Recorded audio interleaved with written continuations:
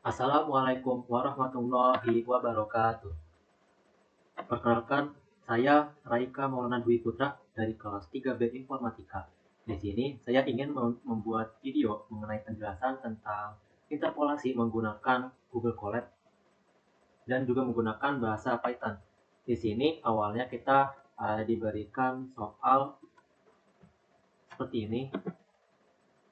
Kita diberikan soal nomor 1 itu buat bikin grafik 3D dan juga bikin konturnya dari data di tabel yang berbentuknya ini kolom dan baris.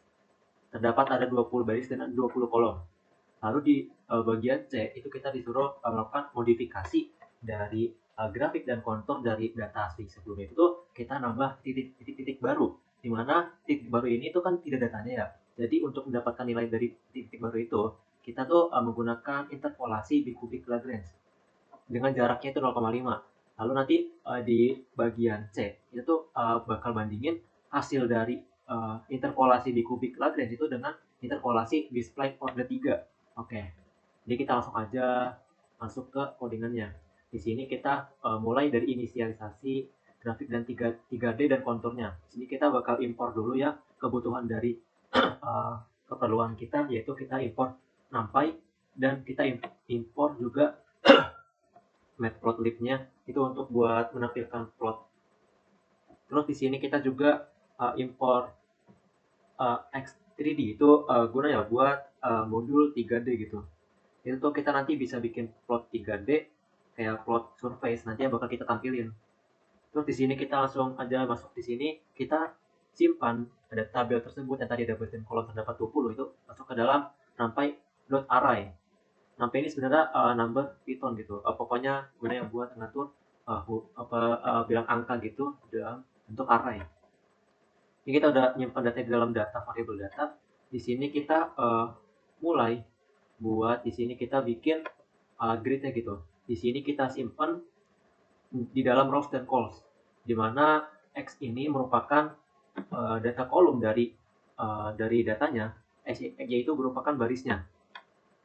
Terus di sini kita bikin supaya aja itu bisa jadi koordinat 2D gitu. Jadi X, Y. Kalau di sini kita ada Z itu buat tinggi permukaan datanya.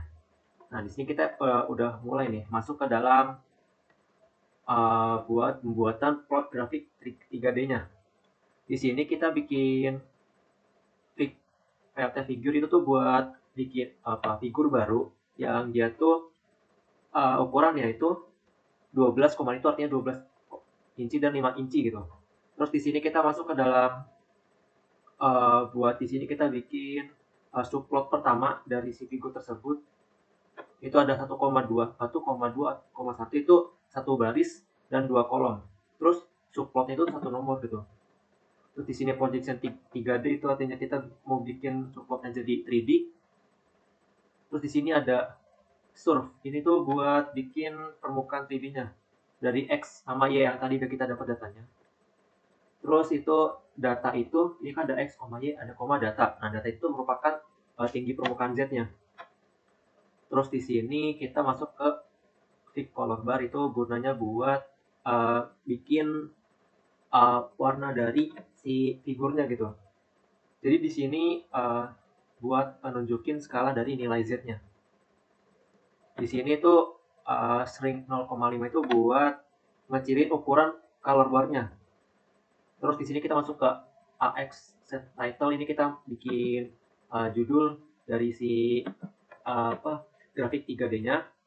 Kita bikin set X label, set Y label, dan set Z label itu buat sebuah judul aja, judul dari masing-masing koordinat dari masing-masing sumbu ya. Nah, di sini tuh kita bikin grafik plot 3D-nya. Kita udah nih. Dari tadi kita ngeset nama labelnya, terus kita ngeset surface itu buat tingginya, dan misalkan X, Y sama data Z yang data tinggi. Nah, di sini kita udah bikin grafik 3D-nya, terus kita masuk ke pembuatan grafik konturnya. Nah, di sini buat bikin konturnya, kita bikin sebuah subplot kedua, itu buat konturnya. Terus 1,2,2 itu tuh gunanya buat satu baris, dua kolom, dan subplot nomor 2 gitu. Terus di sini cuma kita bikin kontur di sini. kita bikin tidak 3D ya. Kalau tadi sebelumnya kan ada projection 3D-nya. Nih, coba kita nggak pakai projection 3D-nya gitu. Jadi kita buat nampilin konturnya aja gitu dalam bentuk 2D. Nah, di sini kita bikin warnanya lagi buat ini kontur F itu buat ini memberikan kontur warna. Terus di sini kita juga bikin set title-nya, X label dan Y label karena dia basisnya 2D. Di sini kita bisa lihat kalau kita nampilin si plotnya. Awalnya ada plot type layout itu buat ngatur jarak antar subplotnya itu supaya nggak saling tinggi. Terus di sini ada plot show, itu merupakan ya kita nampilin plot yang udah kita atur gitu dari atas ini. Jadi kita ngedeklarasiin PLT ini dari Matplotlib, terus ini kita bikin figure berapa, terus diatur lagi dalam fig, diatur lagi dalam AX, dalam surf. Lalu di fignya ini kita set warna dari plotnya, saya kita show gitu. Nah, ini merupakan hasil dari data asli dari soal. Di sini terlihat ya grafik 3D-nya ini kayak gimana dari data yang lebih tinggi gitu di bagian tingginya ada berapa, terus bagian bawahnya itu yang paling titik rendahnya, data paling rendahnya itu ada berapa gitu. Di sini kan tadi datanya ada yang 100, ada 80, terus ada makin meningkat jadi 600, 700 gitu. Nah, ini tuh representasi dari 3D-nya. Makin tinggi dia makin tinggi gitu, dari 700 kan makin tinggi. Terus ini di grafik kontur itu buat nampilin seberapa banyak dari data-data yang nilainya 70, 700, 600 dan ke bawahnya lagi. Itu buat nampilin grafik 3D dan grafik konturnya. Nah, di sini kita mulai masuk nih ke bagian kedua, di mana bagian kedua ini kita tuh bagian B ya, kita tuh masuk ke dalam interpolasi di kubik Lagrange, yang kita bakal nambahin titik-titik baru, yang nanti titik tersebut kita bakal cari datanya berdasarkan data asli yang udah ada.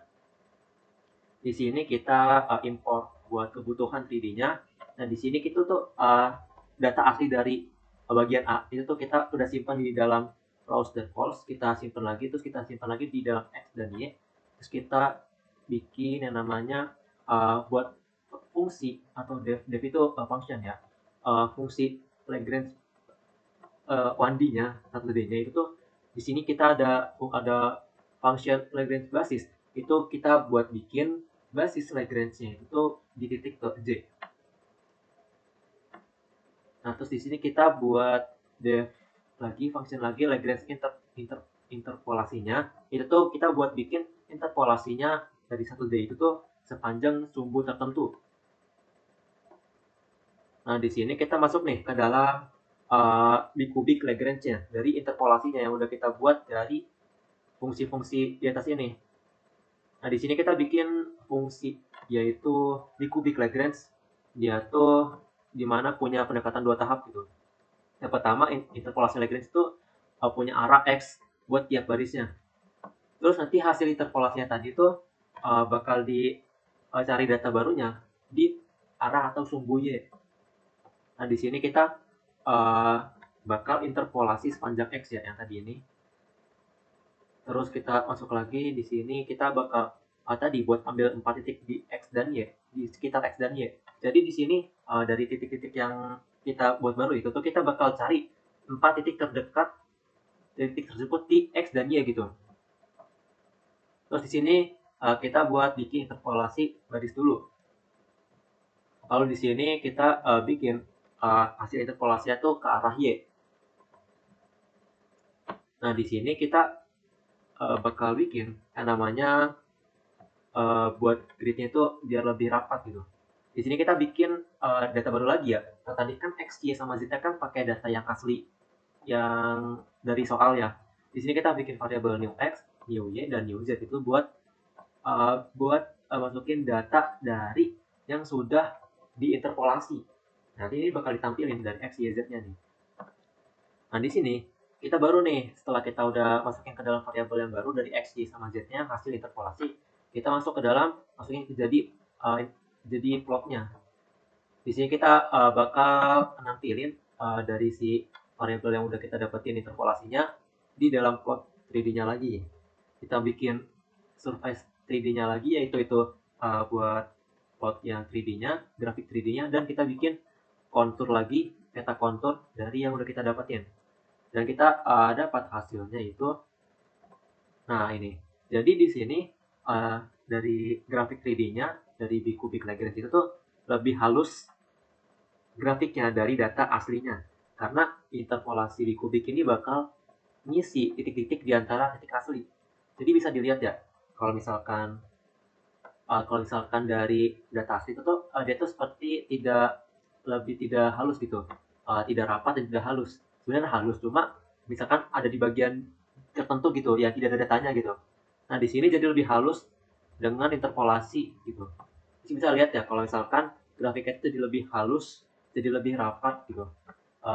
Bisa dilihat juga kalau misalkan di sini, kalau kita lihat di sini tuh ada titik-titik yang baru ditambahin yang jaraknya 0,5 itu tuh datanya ada karena kita pakai pendekatan dari data yang asli dari 4 titik terdekat sebelumnya. Nah ini ambil 4 titik di sekitar X dan Y, di sekitar sumbu X dan sumbu Y-nya. Terus ini bisa kita lihat peta konturnya lagi. Di sini garis konturnya tuh lebih rapat. Jadi bisa dilihat kalau transisi warnanya juga lebih smooth. Terus di sini bisa dilihat juga kalau tampilan detail dari bukit lembahnya itu lebih halus dibanding data kasarnya. Bisa lihat kan ya, dia tuh lebih halus, maksudnya tuh jadi lebih rapi gitu dibanding sama yang aslinya yang dia tuh kelihatan banget bukit lembahnya tuh nggak halus gitu. Kan kelihatan nggak halus tuh, kayak ada potongan gitu. Terus dengan di data yang asli tuh jadi sedikit lebih halus. Itu buat mengisi namanya titik-titik yang tidak ada, yang didapatkan nilainya itu dari hasil interpolasi. Nah, di sini kita coba masuk nih ke dalam bagian kecil, yaitu kita bandingkan dengan interpolasi display order 3. Di sini kita bakal nerokin itu tuh buat ngebandingin kayak dari cara interpolasi kayak gimana, terus nanti dari hasil peta 3D dan konturnya itu seperti apa perbedaannya. Nah di sini kita seperti biasa kita bakal tambahin grid asli dari data aslinya. Terus di sini kita sebenarnya di sini saya panggil lagi si data aslinya dan juga Bcubic Lagrange ini buat pembandingan aja di bagian blok kode ini. Ini sama seperti sebelumnya, cuma nanti kita masuk ke dalam interpolasi display order 3. Di sini ada kita pakainya bis PLRP. Jadi ini tuh pokoknya fungsi buat pakai dari display order 3 tersebut. Di sini kita bikin model display-nya itu dari order 3 tersebut dari data aslinya. Aduh, bentar. Nah, oke lanjut. Di sini juga ada Z-display-nya itu buat evaluasi dari spline pada grid rapat yang baru gitu. Jadi di sini kita langsung jadi sebenarnya sederhana. Di sini kita tuh langsung gitu pakai fungsi B-spline yang udah ada dari editornya. Di sini kita langsung masukin ke dalam B-spline-nya. Terus di sini kita juga bikin langsung hasil barunya gitu. Di B-spline-nya tuh hasil tinggi barunya tuh lebih rapat. Nah di sini baru nih kita bikin buat perbandingan plot perbandingannya ya. Nah di sini kita nampilin dari hasil data aslinya, terus kita tampilin lagi dari Bcubic Lagrange yang udah kita dapatin, terus kita tampilin lagi B-spline order 3 yang udah kita dapatin. Dan bisa dilihat di sini hasilnya ya seperti ini. Jadi apa yang bisa dibedakan adalah data asli di sini tuh dia bentukannya masih kasar, jadi masih 20x20. Di sini juga masih terlihat kelihatan mungkin ada data atau bagian yang titik yang kosong gitu. Terus di sini kita lihat di data konturan juga, kalau terlihat ini ada bagian yang tidak halus dari setiap bukit-bukitnya gitu. Bukit pertama, bukit kedua ada yang nggak halus gitu, dan juga nggak rapet. Nah di sini kita menambahkan titik-titik kosong tersebut supaya bisa lebih smooth, lebih halus. Kita pakai teknik interpolasi di kubik Lagrange. Di sini bisa dilihat ya, jadi lebih smooth. Yang atas kan kayak garis gridnya tuh lebih lebar ya. Nah, di sini di bagian di kubik Lagrange itu jadi lebih rapat gitu. Jadi lebih halus, terlihat terlihat titik-titik data yang di data sebelumnya, yang data asli itu ada yang kosong, itu dibuat data barunya gitu dari hasil interpolasi tersebut. Tujuannya biar kita bisa tahu misalkan data dari titik kosong tersebut tuh kayak gimana. Nah, nanti bisa dibentuk menjadi grafiknya jadi lebih halus. Terus kita lihat dari konturnya ini juga, kalau dari hasil di kubik Lagrange ini bentukannya jadi lebih detail bukit lembahnya. Nah, di sini apa sih bedanya dengan B-spline order 3? Di sini sebenarnya sama ya, buat smooth juga. Nah, di sini biasanya tuh kalau B-spline order 3 ini, karena dia kan metodenya lebih banyak ya buat bikin data-data interpolasi yang kosong tersebut.